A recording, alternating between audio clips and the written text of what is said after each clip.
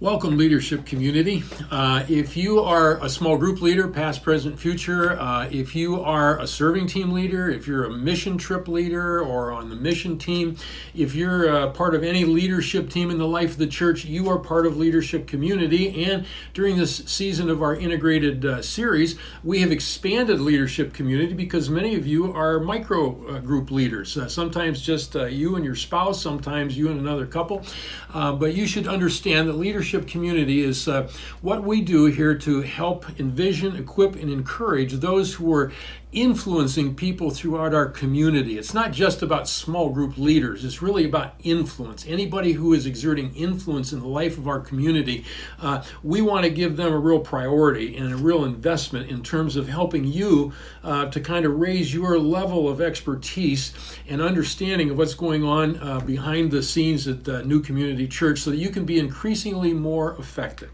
Now, we do this through a couple ways. We have a series of training events. We have the kickoff in the fall in which we kind of set the tone for where we're going. This year we talked about our integrated series and oriented people to that. We have a mid-year huddle in December or January, and when I say mid-year, I'm talking about the middle of our ministry year, which goes from September to May. And we get together as a learning community to just talk about what's working, what's not working, what are we learning, what's God doing in our life. And then at the end of the ministry year, we have what's called a celebration in which we just lift up the things that we value and that we want to see reinforced in the culture and just celebrate what God has done.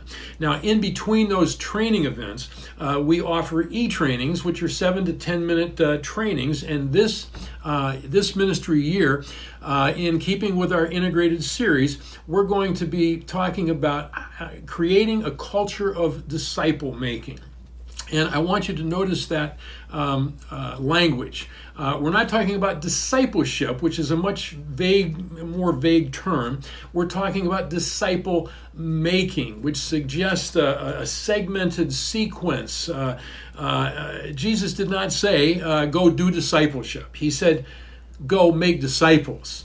And so the disciples who heard that originally would have been thinking to themselves, okay, I know what you're talking about. You want us to go and do the same process that you took us through.